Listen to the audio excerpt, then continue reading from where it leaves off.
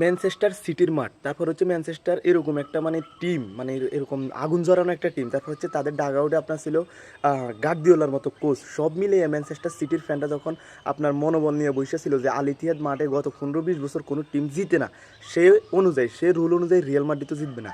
তারা কিন্তু বলে গেছিল যে চ্যাম্পিয়ন লিগের কিং আপনার ম্যানচেস্টার সিটি না, all time of king team যাকে বলা হয় সেটা হচ্ছে রিয়াল মাদ্রিদ। এবং গতকালকের ম্যাচে আপনারা সেটারই প্রমাণ পাইছেন। প্রথম আর্ধেই আপনার লিড নিছিল কিন্তু আপনার রিয়াল মাদ্রিদ রদ্রিগোর গোলে।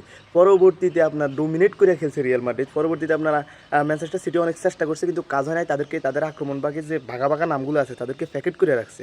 দ্বিতীয়ার্ধে গিয়ে তারা আবার সমতায় ফিরে, তারপর অতিরিক্ত টাইম এবং শেষ পর্যন্ত ম্যাচ পেনাল্টিতে গড়ায়। ওইখানে গিয়া রিয়াল মাদ্রিদের জয়টা হয়। হ্যাঁ, পেনাল্টিতে ভাগ্যের খেলা, যে কেউ জয় পাইতে পারে, এটা কোনো ব্যাপার না।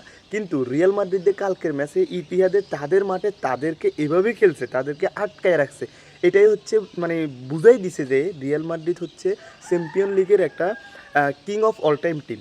এই টিমের উপর আসলে চ্যাম্পিয়ন লিগে আর কেউ কথা বলার মতো কোনো যোগ্যতা রাখে না, বা কেউ আপনার 1-2 ম্যাচ বা 1-2 সিজন ভালো করলে তারা যে চ্যাম্পিয়ন লিগে আপনার রিয়াল মাদ্রিদকে টপকে উপরে চলে গেছে এরকমটা ভাবা আমি মনে করি শিশুসুলভ ফ্যানদের কাজ, যারা কিনা মাত্র খেলাটা দেখা শুরু করছে বা যাদের বয়স হয়েছে ফুটবল খেলা দেখার রাত জেগে, তারা কিনা মাত্র দেখতেছে যে ম্যানচেস্টার সিটির আক্রমণ বা ডিফেন্স বা আর্লিং হল্যান্ড আপনার ডজনে ডজনে গোল করতেছে, তারপর হচ্ছে আপনার সরি এটার নাম কি ফোরদেন গোল করতেছে। যারা এখন তাদের এই স্পিডটা দেখতেছে, নতুন নতুন করে সাপোর্টার হয়েছে, তারা এটা ভাবতে পারে। আমি মনে করি যারা সেই আপনার মানে অতীতের বার্সা রিয়াল থেকে শুরু করে ফুটবলের সাথে জড়িত, তারা এটা কখনো ভাববে না যে চ্যাম্পিয়ন লিগে ম্যানচেস্টার সিটি আপনার রিয়াল মাদ্রিদকে টপকায় গেছে বা টপকায় যাবে একটা বা দুইটা সিজন দিয়া।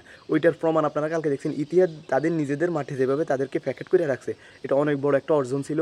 শেষ পর্যন্ত রিয়াল মাদ্রিদেরও জয় হয়েছে এবং এই জয় দিয়ে আমি বলতেছি না রিয়াল মাদ্রিদ চ্যাম্পিয়ন লিগ জিতে যাবে, কিন্তু রিয়াল মাদ্রিদ যে আপনার চ্যাম্পিয়ন লিগের king of all time team, এটা আপনার মানতে আপনি বাধ্য। এবং আপনাকে এটা মানতে হবে যদি আপনি ফুটবল লাভার হন। এবং এই যুগে যারা সাপোর্টার আছেন তাদেরকে বলতেছি, আপনারা আরও কয়েক সিজন আপনারা আগে খেলাটা দেখেন, তারপরে আইসা মানে এটা বলবেন সেটা বলবেন।